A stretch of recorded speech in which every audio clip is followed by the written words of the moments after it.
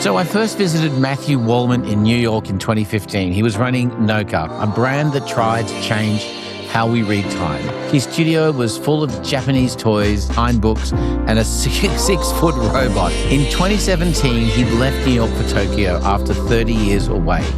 I want to find out what he's been making now. When I was in high school with exchange programs, I lived in Tokyo right after university and worked in large ad agencies. I was one of the few bilingual creative directors at the time, probably one of the youngest creative directors. But I really didn't enjoy living in Tokyo or Japan in the 80s. It was very repressive to be a homosexual here.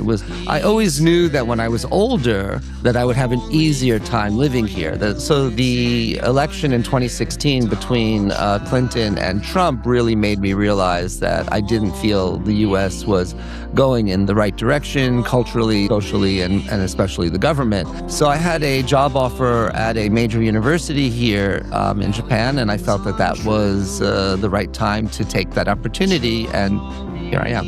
What was the university? It's Keio University. I teach at the Graduate School of Media Design.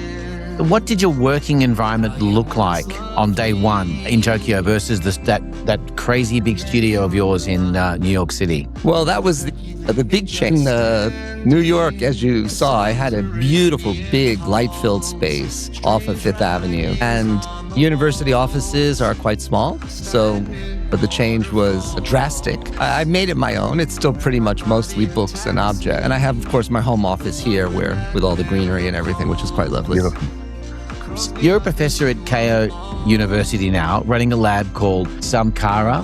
Can you explain what that is in plain language? In plain language, we call it a circular design, biodesign studio. And my goal is to impart designers with the knowledge and about material science and about biodegradability so that blame shifting that happens with policy and companies towards consumers is changed by designers designing products that themselves have very low impact on the environment. You published a retrospective book recently, Designing Time in 2024. Was it a celebration or a good thing?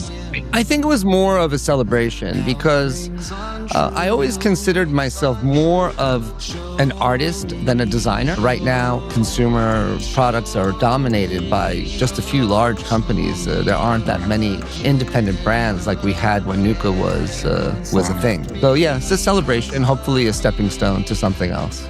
Your old mantra was the future should not look like the past. Does that still hold? Absolutely. I think we live in a time where people are romanticizing nostalgia, and I think nostalgia is very dangerous. The only place and time we exist is the present, and we're all moving towards the future. Until we invent a time machine, there's no way to go to the past. So in that sense, nostalgia holds people back, and I'm very anti-nostalgia. So just finally, last question. What are you working on now that you're excited about? Well, of course, I'm still doing a lot of design projects, but what I'm most excited about is music. I did music and performance art when I was younger. It didn't go anywhere. And the past year, I started recording songs I wrote in the past. More recently, songs that I wrote this past year, with a full album coming out soon. There's an album right now available on all streaming sites. I think you're playing some of it in the background now. And the band's name is Butchie. Amazing. Well, thank you so much for your time. Thank you so much. Yeah, thank you. How you once loved